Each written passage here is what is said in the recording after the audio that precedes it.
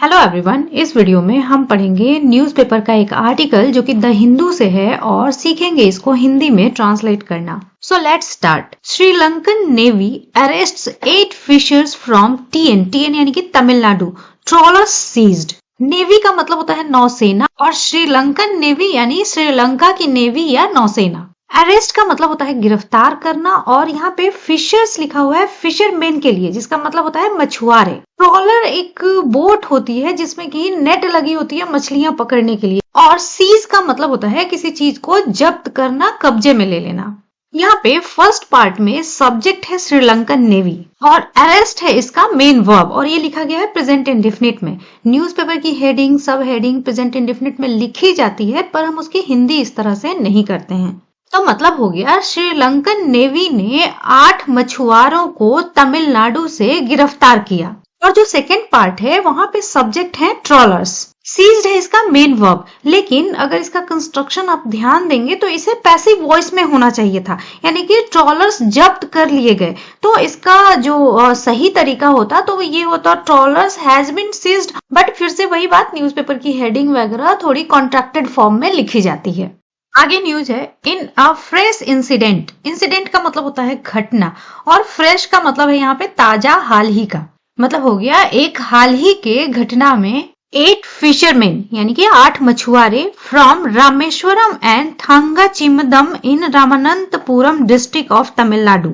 मतलब हो गया तमिलनाडु के रामानंतपुरम जिले के रामेश्वरम और थांगाचिमदम से 8 मछुआरे were arrested by the Sri Lankan navy. यहाँ तक में मेन सब्जेक्ट हो गया 8 फिशरमैन। अरेस्टेड है इसका मेन वर्ब और यहाँ पे वर के साथ वर्ब की थर्ड फॉर्म का यूज किया गया है, तो ये हो गया पैसिव का कंस्ट्रक्शन। और ये बीच की सारी बातें तो सब्जेक्ट का ही पार्ट हैं, वो मेन सब्जेक्ट के बारे में बता रहे हैं। मतलब हो गया 8 मछुआरे श्रीलंकन नेवी के द्वारा गिरफ्तार किए गए, मतलब ये पास्ट इंडेफिनिट का पैसिव कंस्ट्रक्शन है। On charges of poaching near Neduntheevu island on Sunday।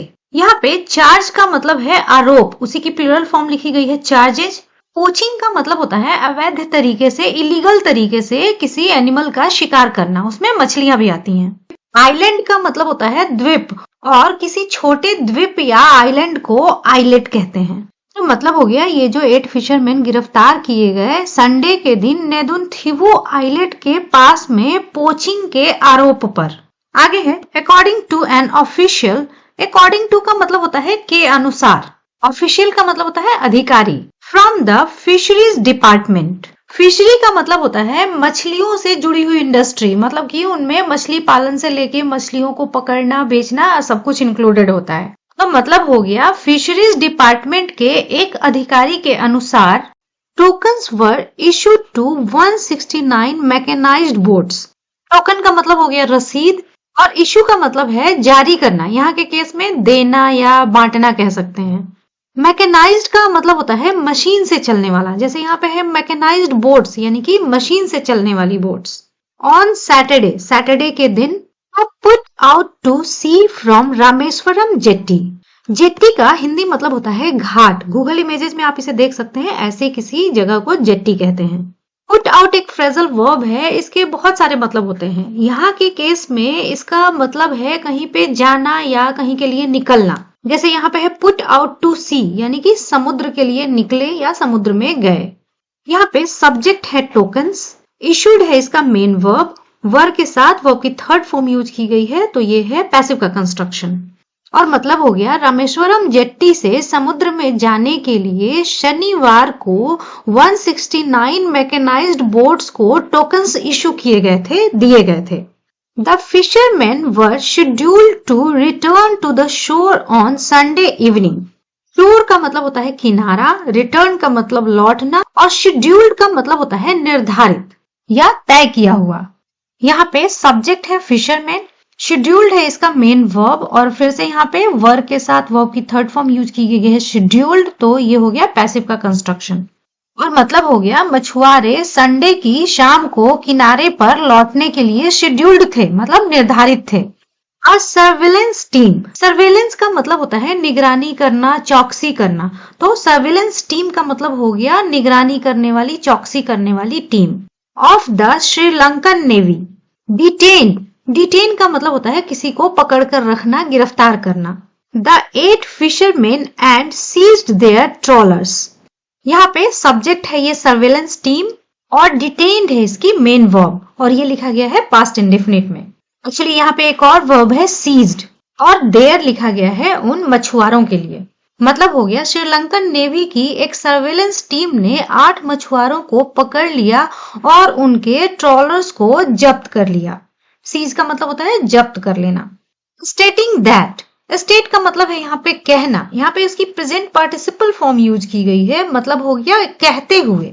They had crossed the international maritime boundary line, they लिखा गया है मछुआरों के लिए, क्रॉस का मतलब होता है पार करना, और मैरीटाइम का मतलब होता है समुद्र तटीय या समुद्री, और दो देशों के बीच समुद्र में जो एक सीमा रेखा तय की गई होती है उसे ही इंटरनेशनल मैरीटाइम बाउंड्री लाइन कहते हैं। अब यहाँ पे ये जो स्टेटिंग लिखा गया है वो श्रीलंकन नेवी से कनेक्टेड है, मतलब कि श्रीलंकन नेवी ने ये कहते हुए उन्हें गिरफ्तार किया, उन मछुआरों को, कि उनने इंटरनेशनल मैरीटाइम बाउंड्री लाइन को क्रॉस किया था। सेंटेंस के इस पार्ट में सब्जेक्ट है दे और क्रॉस्ड है इसका मेन वर्ब, हैड के साथ वर्ब की थर्ड फॉर्म है, मतलब ये है पास्ट परफेक्ट में। अकॉर्डिंग टू ऑफिशियल्स, अधिकारियों के अनुसार, the fishermen had been taken to a naval port in Sri Lanka. Port का मतलब होता है बंदरगाह, नेवल पोर्ट मतलब नेवी से जुड़ा हुआ पोर्ट। यहाँ पे सब्जेक्ट है फिशरमैन, टेक की थर्ड फॉर्म होती है टेकन, यहाँ पे हैड बीन के साथ वर्ब की थर्ड फॉर्म यूज की गई है, मतलब ये हो गया पैसिव का कंस्ट्रक्शन पास्ट परफेक्ट में। मतलब हो गया अधिकारियों के अनुसार मछुआरों को श्रीलंका के एक नेवल पोर्ट में ले जाया गया था। And the seized trawlers were towed to the port. tow का मतलब होता है किसी भी गाड़ी को, कार, बोट वगैरह को रस्सी से बांधकर खींचकर कहीं ले जाना। सीज्ड का मतलब जब्त किए गए, यहाँ पे सीज्ड एक एडजेक्टिव की तरह फंक्शन कर रहा है। सब्जेक्ट है ट्रॉलर्स और टॉड है मेन वर्ब, वर्ब के साथ वर्ब की थर्ड फॉर्म है, तो ये फिर से पैसिव में लिखा गया है। मतलब हो गया और जब्त किए हुए ट्रॉलर्स खींचकर पोर्ट तक ले जाए गए। The fisheries department identified, identify का मतलब होता है पहचान करना, यहाँ पे उसकी पास्ट फॉर्म लिखी गई है identified. The boat owners, owner का मतलब होता है मालिक, बोट ओनर्स यानी कि बोट के मालिक। As Mukesh Kumar of Rameswaram and Maria रेट्रिसन ऑफ थंगाचिमदम, सब्जेक्ट है फिशरीज डिपार्टमेंट, आइडेंटिफाइड है इसका मेन वर्ब और ये लिखा गया है पास्ट इंडेफिनिट में। मतलब हो गया फिशरी डिपार्टमेंट ने बोट के मालिकों की पहचान की है एज रामेश्वरम के मुकेश कुमार और थंगाचिमदम के मारिया रेट्रिसन। Fishers associations have said, association का मतलब होता है संगठन, यहाँ पे अपॉस्ट्रोफी एस का यूज किया गया है, मतलब कि मछुआरों का। मतलब हो गया फिशर्स एसोसिएशन ने कहा है that their repeated pleas, plea का मतलब है यहाँ पे रिक्वेस्ट या निवेदन, रिपीट का मतलब होता है दोहराना, यहाँ पे पास्ट पार्टिसिपल फॉर्म है रिपीटेड जो कि एडजेक्टिव का फंक्शन कर रही है, वो प्लीज को डिफाइन कर रही है। रिपीटेड प्लीज यानी कि बार बार दोहराए हुए निवेदन या रिक्वेस्ट्स। तो put an end to such arrest had not been addressed, put an end एक फ्रेजल वर्ब होता है जिसका मतलब होता है किसी चीज को खत्म करना, रोक देना। सच अरेस्ट यानी कि वैसी गिरफ्तारियां, यहाँ पे एड्रेस का मतलब है किसी समस्या वगैरह पे ध्यान देना या उसे सॉल्व करने के लिए कोई कदम उठाना। यहाँ पे मेन सब्जेक्ट है प्लीज और एड्रेस्ड है इसका मेन वर्ब, और यहाँ पे हैड बिन और वर्ब की थर्ड फॉर्म यूज की गई है, तो ये हो गया पैसिव का कंस्ट्रक्शन।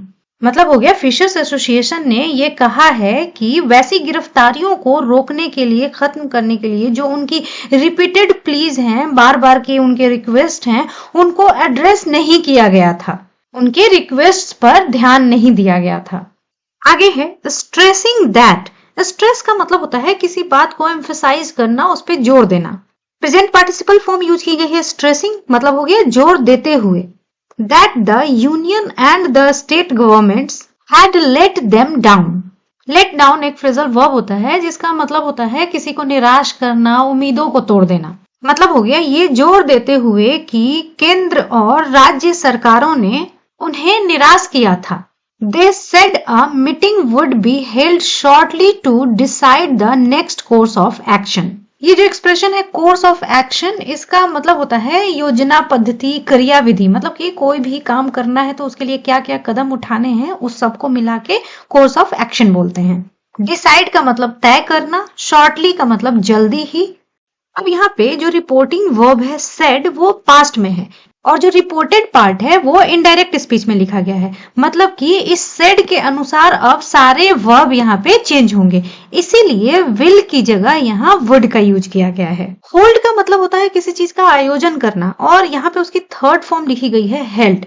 जो पार्ट सेड के बाद लिखा गया है, यानी कि जो रिपोर्टेड स्पीच है, वहां पे सब्जेक्ट है मीटिंग, और यहाँ पे है वुड, बी और वर्ब की थर्ड फॉर्म। तो ये हो गया पैसिव का कंस्ट्रक्शन फ्यूचर में। मतलब हो गया उन्होंने कहा एक मीटिंग जल्दी ही आयोजित की जाएगी अगले कोर्स ऑफ एक्शन को डिसाइड करने के लिए, तय करने के लिए। आगे है CM writes to Jaishankar. Jaishankar यानी कि मिनिस्टर फॉर एक्सटर्नल अफेयर्स, इस जयशंकर की बात हो रही है। तो चीफ मिनिस्टर ने जयशंकर को लिखा। Chief minister MK Stalin on Sunday wrote to Minister for External Affairs S. Jaishankar. यहाँ पे सब्जेक्ट है chief minister MK Stalin, wrote है मेन वर्ब जो कि राइट की सेकंड फॉर्म है, और ये लिखा गया है पास्ट इंडेफिनिट में। मतलब हो गया चीफ मिनिस्टर एमके स्टालिन ने संडे को minister for external affairs S Jaishankar को लिखा। डिमांडिंग, डिमांड का मतलब होता है किसी चीज की मांग करना। यहाँ पे प्रेजेंट पार्टिसिपल फॉर्म लिखी गई है डिमांडिंग, यानी कि मांग करते हुए। स्ट्रॉन्ग एंड कोऑर्डिनेटेड, कोऑर्डिनेटेड का मतलब होता है वेल ऑर्गेनाइज्ड। एफर्ट्स, एफर्ट का मतलब प्रयास, यहाँ पे प्लूरल फॉर्म है efforts. Through diplomatic channels, diplomatic channels कहने का मतलब है कम्युनिकेशन के वो तरीके जो दो सरकारों के बीच में बात करने के लिए अपनाए जाते हैं। टू सिक्योर, सिक्योर का मतलब है यहाँ पे सुनिश्चित करना। द रिलीज, रिलीज का मतलब रिहाई, of all the arrested fisherman and their impounded boats. Impound का मतलब भी होता है जब्त करना, इम्पाउंडेड बोट्स मतलब जब्त किए गए बोट्स। मतलब हो गया चीफ मिनिस्टर ने एस जयशंकर को लिखा सभी मछुआरों और उनके जब्त किए गए बोट्स की रिहाई को सुनिश्चित करने के लिए डिप्लोमेटिक चैनल्स के थ्रू एक मजबूत और वेल ऑर्गेनाइज्ड प्रयासों की डिमांड करते हुए।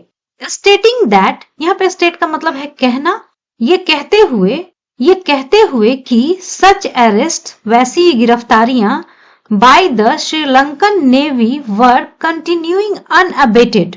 अनअबेटेड एक एडजेक्टिव होता है, इसका मतलब होता है बिना रुके हुए, बिना रोकथाम के।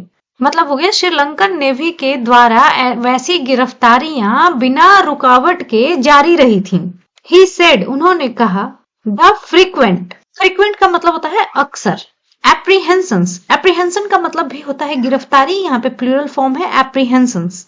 द फ्रीक्वेंट एप्रीहेंशंस मतलब कि अक्सर होने वाली गिरफ्तारियां of our fisherman by the Sri Lankan navy have created a sense of fear and uncertainty. यहाँ पे क्रिएट का मतलब है उत्पन्न करना, सेंस का मतलब होता है भाव, फियर का मतलब डर, और अनसर्टेनिटी का मतलब होता है अनिश्चितता।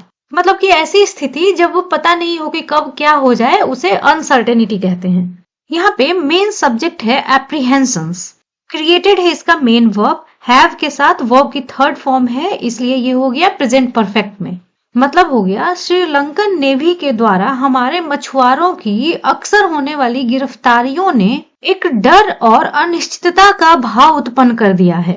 Among the fishing communities, fishing community मतलब मछुआरों का समुदाय, मतलब कि फिशिंग कम्युनिटी के बीच में एक डर और अनसर्टेनिटी का भाव पैदा कर दिया है, उत्पन्न कर दिया है। As their traditional source of income for their livelihood is affected. Traditional मतलब पारंपरिक, source of income मतलब आय का स्रोत, livelihood का मतलब होता है जीवन यापन, affected मतलब प्रभावित। यहाँ पे as एक कंजंक्शन है जिसका मतलब है क्योंकि। एक्चुअली इस पार्ट में यहाँ पे अगर इज के बाद बिंग का यूज किया जाता तो कंस्ट्रक्शन ज्यादा अच्छा लगता, मतलब कि ये एक ऑन गोइंग एक्शन को बताता, और मतलब हो जाता क्योंकि उनके जीवन यापन का पारंपरिक सोर्स ऑफ इनकम प्रभावित हो रहा है। तो आज की इस वीडियो में इतना ही। इसी तरह से नई चीजें सीखने के लिए मिलते हैं नेक्स्ट वीडियो में।